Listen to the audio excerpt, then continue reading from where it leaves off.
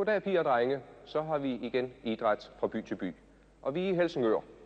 I husker måske, at vi for et par måneder siden var i Frederikssund. Der havde de nogle vældig dygtige drengebrydere, og de ville gerne i kamp med nogle andre drenge. Og vi har ærligt talt været på jagt lige siden, men først her i Helsingør er det lykkedes at finde jævnbyrdige modstandere. Og vi har her de to hold.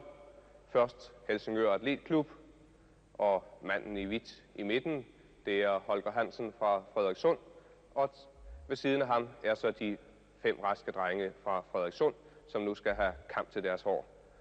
Og vi er klar til den første kamp. Det bliver imellem Tommy Jensen fra Helsingør. Vil du gå frem, Tommy? Og Bjarne Hansen fra Frederikssund. Og værsgo, I kan godt gøre klar til at begynde.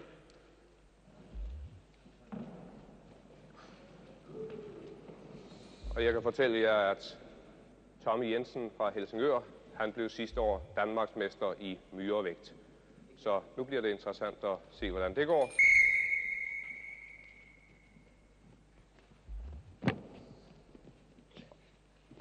Og der er det dejlige ved drenge. De vil noget. Der sker noget i drengekampe.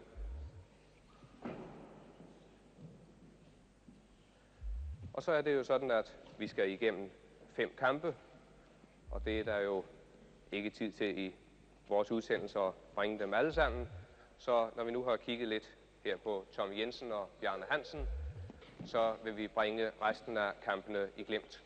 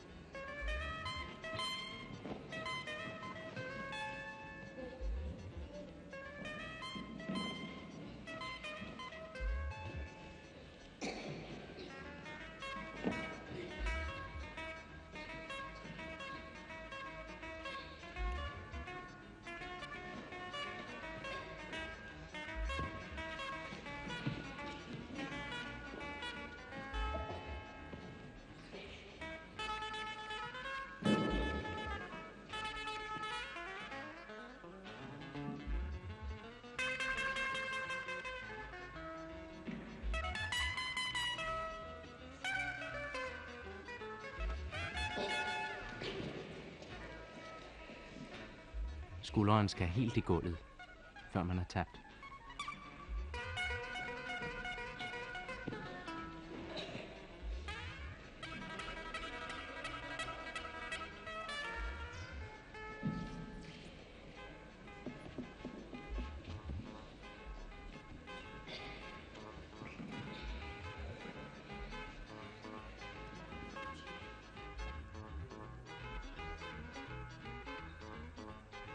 Og så skal vi se, hvad dommerne siger.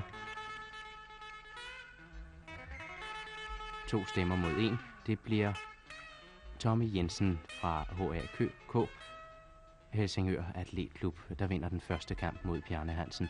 Og så er vi i gang med kamp nummer 2. Det er mellem Tommy Fritzen fra Frederikssund og Frede Olsen fra Helsingør.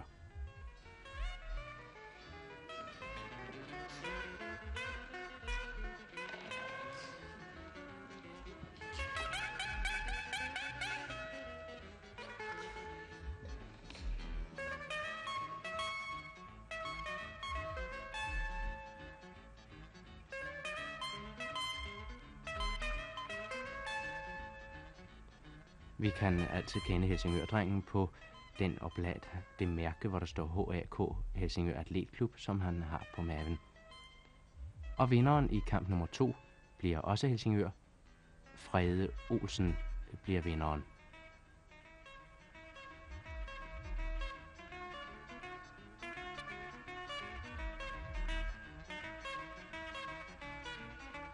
Og så er det kamp nummer 3, Johnny Olsen fra Frederikssund og Erling Christiansen fra Helsingør. Det er Erling længst væk.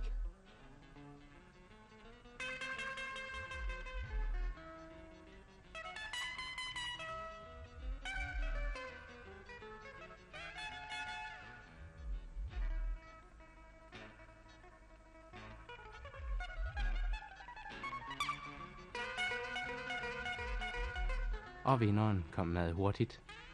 Det var Johnny Olsen fra Frederikssund, så nu står det 2-1 til Helsingør.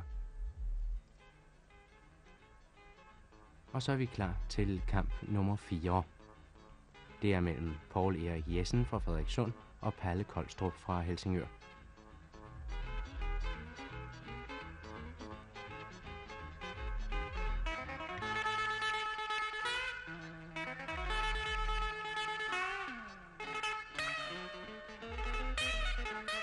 Og det blev Palle Kolstrup fra Helsingør, der vandt, så nu står det 3-1 til Helsingør. Den sidste kamp af de 5 i bykampen Helsingør-Frederikssund er mellem Per Mortensen fra Frederikssund og Preben Kortsuk fra Helsingør.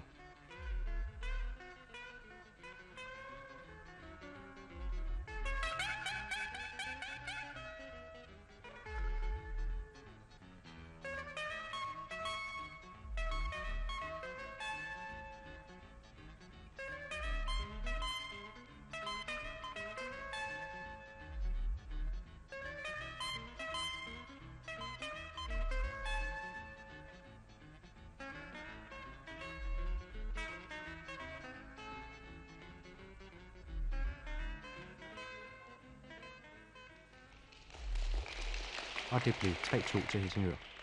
Og det ser jo altså ud til, at det var det rigtige sted, vi kom hen med Frederikssund-drengene. Og her har vi dem alle sammen og deres leder, Børge Olsen fra Helsingør Atletklub. Og tillykke med sejren. Ja, Hvor mange drengebryder har I her i Helsingør? vi har 48. Og det er stort, ikke? Det er vældig stort, og vi er tilfredse med de drenge, vi har. Jeg synes, vi skal fortælle drengene landet over, hvad brydesporten udvikler. Den udvikler hele lægemet, som man siger, altså sundt og stærkt idræt. Ja, altså fysik og smidighed. Og smidighed, og i det hele taget intelligens inden for brydesporten. Og reaktionsevne. Reaktionsevnen meget hurtigt i hvert fald. Ja, tak for det, og tillykke drenge med sejren. Tak. Tillykke. Og tak for god ledning af kampen. Selv tak.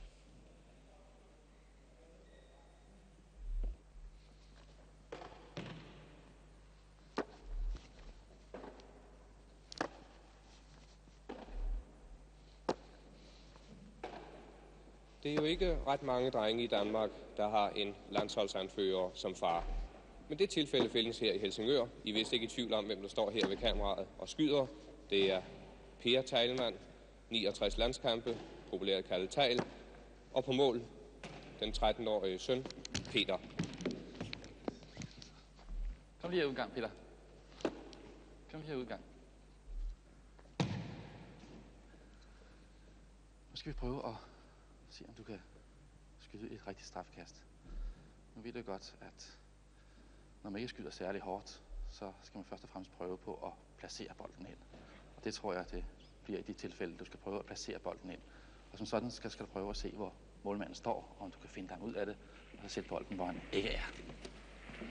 Teil, det var lidt detaljer om straffekastet. Det er du særlig skrab til.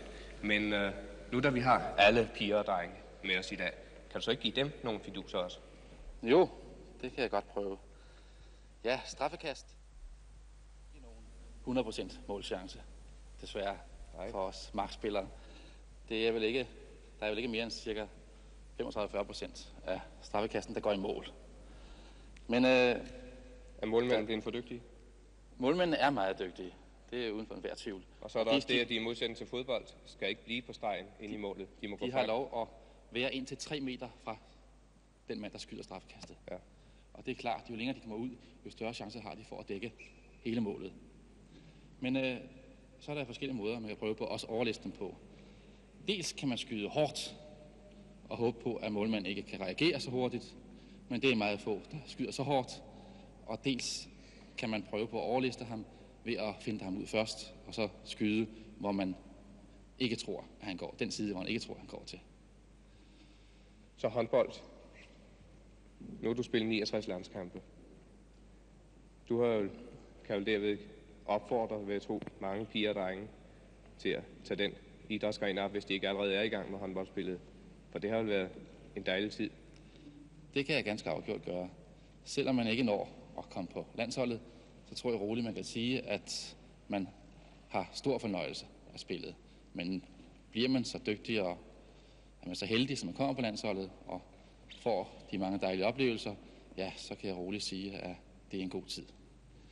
Hvis noget skulle gå videre fra Helsingør til den næste by, vi kommer til, ja, så har du kun et svar til.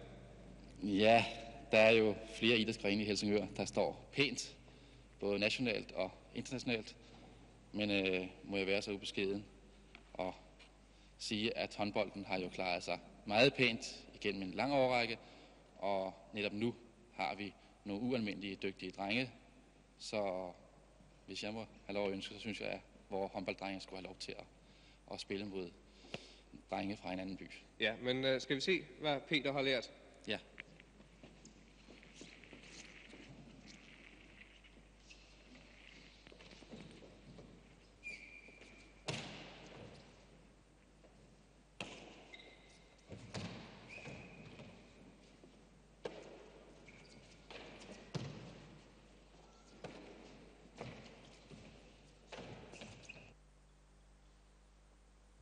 Udgangsstilling. Anker. Sådan, en lille smule større afstand imellem fødderne. Venstre hånd tilbage, det var rigtigt. Og lige stød. Anker. Marché. Lige stød igen. Og så skal vi overvære lidt fægtning. Det her, det er instruktion af fægtelærer S.C. Jacobsen, der instruerer sin elev Dorte Clausen. Og man kan vist godt sige, at i fægtning gælder det næsten mere end i andre sportsgrene, om at lære tingene fra grunden og lære dem under kyndig vejledning. Marché på mit lige stød. Parer sikst. Og ripast. Ja. Lukke linjen. Ripast det. Det er godt. Stræk så armen og fald ud. Anker. Skridt tilbage. Parer kontra kvart. Ripast det. Ja. Ja, og undskyld Dorte, må vi kigge indenfor? Jeg tror, der er mange drenge og piger, som har den opfattelse, at fægtesporten, det er noget meget dyrt. Der kan kun blive råd til at fægte med kæppe på legepladsen. Hvad siger du om det? Nej, jeg synes ikke, det er ret dyrt. Hvad koster det? Det koster 10 kroner om måneden. Hvad så? Fægteudstyret? Behøver man at have det? Det behøver man ikke. Klubben har det. Klubben har det, så man kan låne det i den første tid, indtil man så har... Ja, man kan låne det. Hvis man er interesseret, så finder man sit eget udstyr. Ja, sig mig gerne, det udstyr, du har på, det er jo ikke reglementeret fægteudstyr, vel? Nej, det er det ikke. Det gælder kun til instruktion, ikke? Jo, det gør det. Men vi har Uffe Henriksen her. Kom herhen, Uffe, og lad os lige få præsenteret det rigtige fægteudstyr. Det er vel det er bedre, du selv forklare det først og fremmest højt op i halsen, ikke? Ja, så man ikke kan stikke. Hvad så er der lange bukser. Altså det her, det er for beskyttelse mod brystet. Ja. Og op i halsen, så er der en krave på masken, der går ned over. Ja. Så man ikke kan stikke ind under. Ja. De mest sårbare steder. Og masken? Skal vi lige løfte den op? Det er beskyttelse forud til her, og for oven og til siden. Men åben base, og en krave ned for halsen, ligesom her. Jo tak, og så må vi måske se en rigtig kamp mellem dig og fægtelæreren. Kom, Dorte. Det her kan vi godt tage, ikke?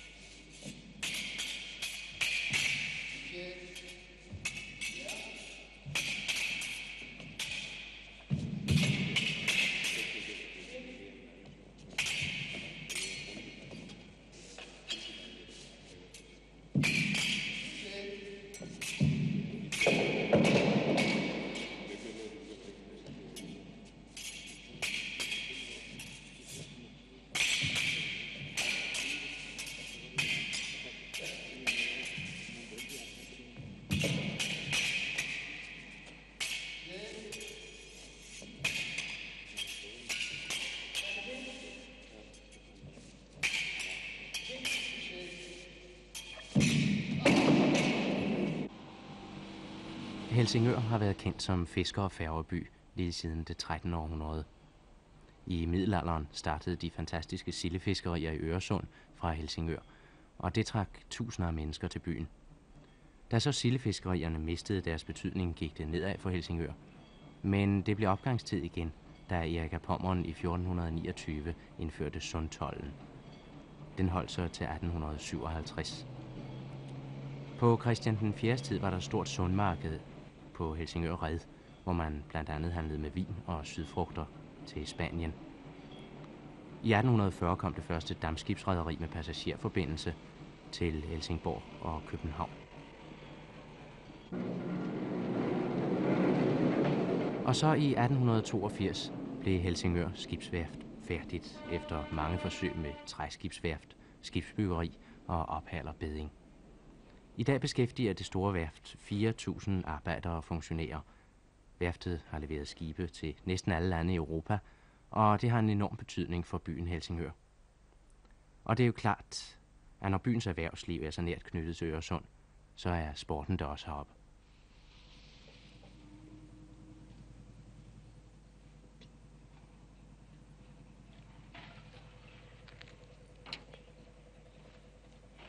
Nå, Peter og Henrik.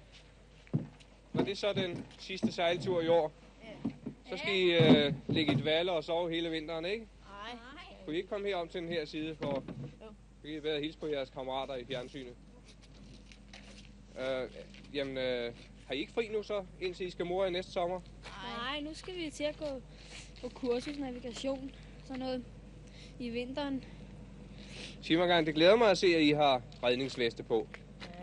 Ja, det er vel ikke nok at kunne svømme, vel? Nej. Man skal altid have sådan, man kan klare sig, så have redningsvesten med os, ikke? Jo. Men nu siger I navigation. Båden her, får den bare lov til at ligge sådan til næste år? Nej. Den skal gøres i stand. Slives og male, så der er meget, der skal gøres i den. Og det kan I godt gøre her i vintermånederne? Ja. Nej, vi venter til foråret. I venter til foråret? Ja. Det bliver altså foreløbig kun teori. Ja. Men nu den her båd her, man kalder den jo sejlsportens sæbekassebil, ikke? Hvad hedder den på rigtig sejlsportsprog? En optimistjolle. En optimistjolle. Men når man nu kan alt om sådan en optimistjolle her, hvad sker der så? Ja, så får man lov at sejle alene i den. Jamen, når du så også skal sejle alene i den, hvad så? Ja, så skal man jo kunne. Det man er ude at prøve. Får du så ikke lov til at komme over i en større båd? Hvad bliver det næste Jo. efter optimistjollen? Hvad bliver det så? Ja, så får I lov at sejle juniorbådene. Juniorbåde? Ja. Vi har vist nogen heroppe af, ikke? Det der, hvor pigerne står og morer sig, ikke? Ja, de prøver at bestille noget. Nå, Lena og Annette. Hvad er det, I er færd med at række af, hedder det vel i sejlsproget? Ja. Sejler I også? Ja. Eller går I bare drengene til hånd og hjælper dem sådan med at tage grejet ud? Hvad, Lena? Nej, det gør vi ikke. Vi er også ude at sejle. I er også ude at sejle? Ja. Og Annette, går I også så til teori, navigation og sådan noget om vinteren? Ja, det gør vi. Er det sammen med drengene? Ja. Det er noget tørt noget, er det ikke? Jo. Det er det. Men alligevel så, det er jo nødvendigt at kunne, og for at få fornøjelse, så må jeg også bestille lidt, ikke? Jo, det må vi. Skal vi også bestille noget her, sådan at det ikke bare er oplæg til det? Men det er vist lidt tungt for jer det her, er det ikke? Jo, det er. Kan I komme her og hjælpe her lidt? Hvad skal vi tage? Skal vi tage et brød? Halleluja. Det er ikke så tungt. Nå, men så slipper jeg mikrofonen, så værsgo, ikke?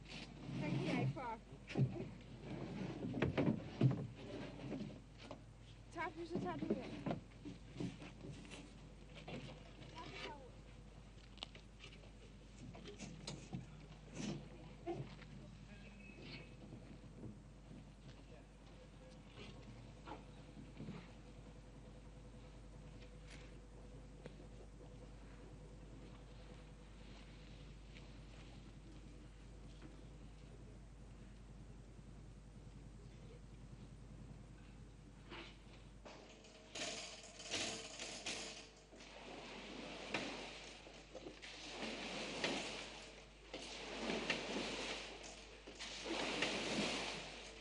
Men når vi nu har snakket om vand, så må vi også sige roning i samme åndedræt. Og Arne Jensen, når man nu har Øresund her lige udenfor, hvorfor kommer man så indendørs og roer? Ja, Øresund har jo en tilbøjelighed til at vise tænder, og derfor så er vi mange gange tvunget til at gå ind i vores robassin herinde. både at træne og instruere, hvad vi for øvrigt bruger det til, før vi sender de drengene på vandet over hovedet. Og også under vores, som jeg sagde før, træningsforhold har vi haft stor glæde af robassinet herinde, hvor vi har kunnet træne fuldstændig op til toptræning, udelukkende ved hjælp af robassinet. Det vil sige, det er fuldt så godt? Det er fuldt så godt. Men Leif, som vi har siddende her, du har været med til at vinde noget til Helsingør Roklub, ikke? Jo, i sommer der styrede jeg for vores letvægtsfirer, og der blev det til en førsteplads på Fredensborg Sø. Og så blev vi nummer 3 på Jensø i Sverige. Hvor længe har du trænet? Hvor længe har du roet? Ja, det er 3. sæson, jeg begynder på til sommer.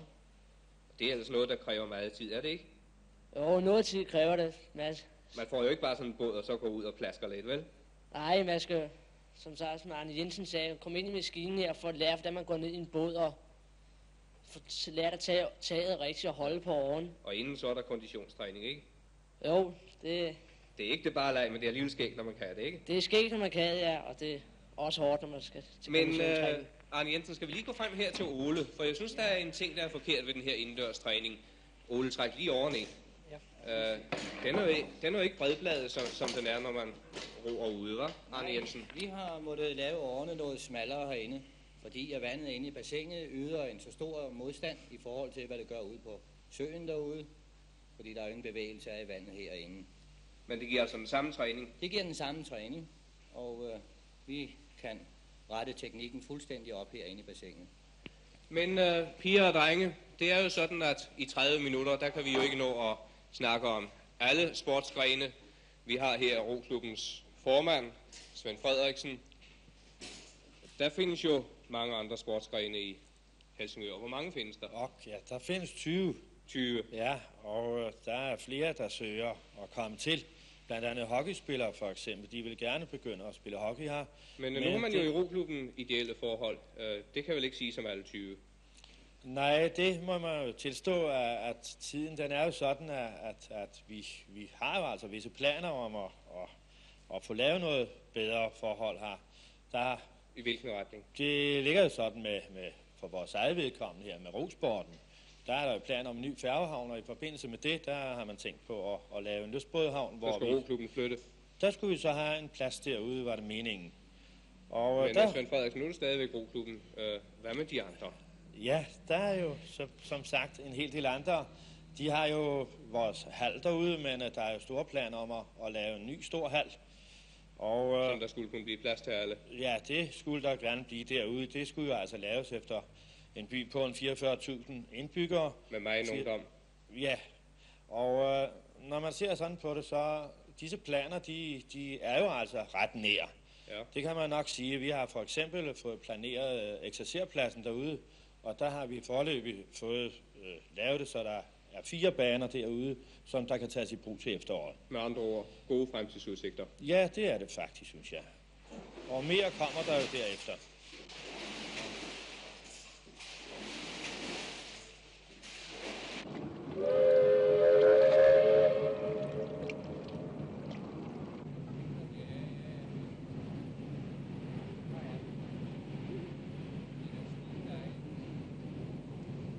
Ja, nu har vi snakket så meget om vand og sejlsport.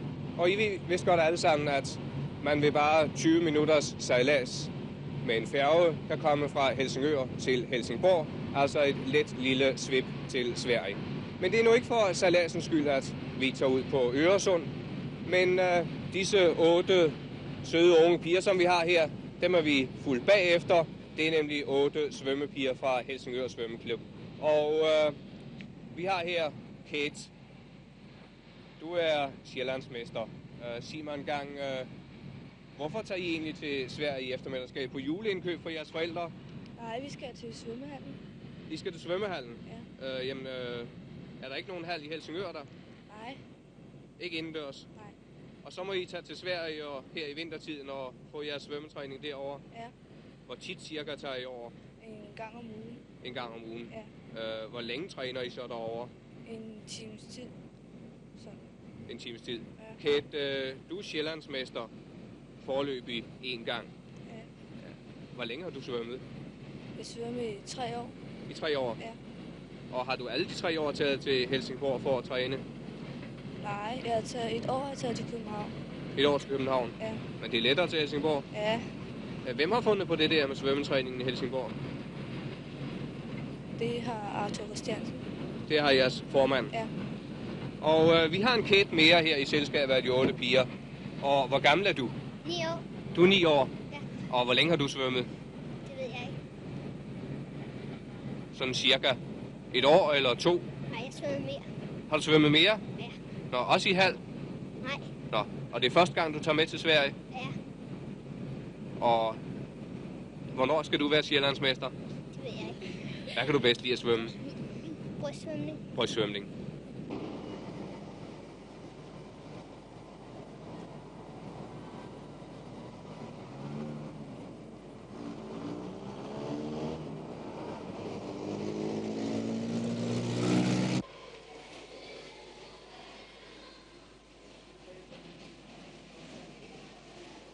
I kan vist godt forstå, at Helsingørs svømmepiger er glade for at træne i denne dejlige svømmehal i Helsingborg. Men hvad siger man i Helsingborg til de danske svømmepiger? Ja, vi i Helsingborg vi är ytterst tacksamma och glada att våra gäster från Danmark och speciellt från Helsingör kommer hit och simmar hos oss här. Vi har ju det problemet sommartid att vi har ingen 50 meters bassäng att träna i och då är vi nödsakade. Jeg tror, jeg her af hensyn til pigerne og drengen hjemme må sige, at 50 det er 50. Ja, det kan man väl lov att säga. Ja. I alla fall så har vi inte den möjligheten sommartid utan vi måste åka över till Helsingör och vi är alltid välkomna dit och känna Altså oss. det er Helsingør Friluftsbad? Ja, det stämmer det. Men hvordan så? Er der også svømmekonkurrencer mellem Helsingør och Helsingborg? Vi har inte haft något direkt klubbutbyte mellan dessa 2 klubbar, Helsingborg och Helsingör. Men däremot så har ju Helsingör haft tävlingar mot Ängelholm. Vi är väl för närvarande i Helsingborg beroende på att vi har denna bassängen här lite för starka för Helsingör. Men vi får ju hoppas att Helsingör blir lite starkare så att vi kan ha en match mot dem senare. Blandt andet ved vintertræningen her i Helsingborg svømmehal. Ja, danskarna har vinterträning här och vi har sommarträning i Helsingör. Det går lige OP op. Det går lika bra det.